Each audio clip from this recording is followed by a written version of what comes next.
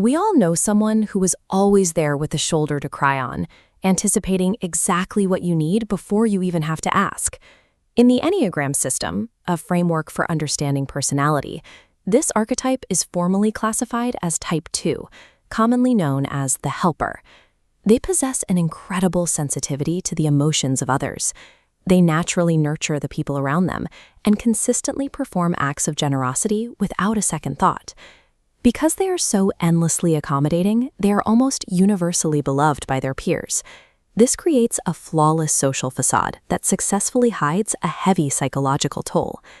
The problem is that in their dedication to everyone else, they completely abandon their own physical and emotional boundaries. They invest immense energy into caring for others.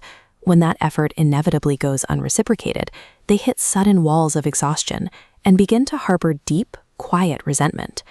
It presents a strange contradiction. How does absolute selflessness, a trait we generally view as a virtue, turn into a destructive vulnerability? Unchecked generosity requires a constant output of energy. Eventually, the giver empties their own reserves, creating an emotional vacuum that damages both themselves and the very relationships they are trying to protect. To understand this, we have to look at the helper's worldview. They operate on a deeply ingrained belief that they must be practically useful to someone in order to be worthy of love. To maintain this caretaker role, they rely on a psychological defense mechanism called repression. They actively push down their own desires, thoughts, and discomfort to prioritize whoever needs them. This repression creates an infinite loop where giving care is treated as currency, exchanged for external validation. This dynamic fuels pride.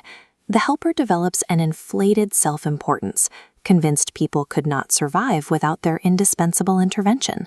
When mental health declines, this psychological engine distorts genuine affection. What starts as care quietly becomes a manipulative tool to keep others dependent and maintain control over the relationship. This matrix breaks down how behaviors escalate. In the low Type 2 column, individuals become emotionally manipulative. Moving to low moderate, they guilt trip when ignored and neglect own needs, becoming overly involved because they equate love directly with usefulness. Without self-awareness, the helper becomes highly intrusive. They end up suffocating the exact people they are desperately trying to hold on to. Breaking this transactional cycle requires deliberate behavioral shifts. The first step is learning to draw firm personal boundaries to protect their own energy, which means integrating the structured, principle-driven traits of an Enneagram Type 1. Next, they have to learn to act independently. By borrowing traits from the highly driven Type 3, they can pursue their own goals without needing constant affirmation from an audience. Finally, they must look inward. They need to identify and express the emotional needs they have spent years repressing, drawing on the deep authenticity found in a Type 4. Practicing these habits together grounds the helper in a sense of worth that exists independently of their utility to others. This matrix shows us what that integration looks like in the high self-mastery column. The fully realized helper gives freely with zero hidden agendas, and they nurture others from a place of overflow, not emptiness.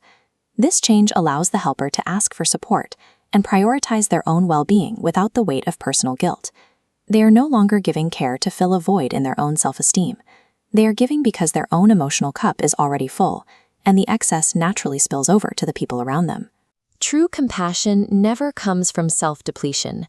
To authentically help the world, the helper must first help themselves.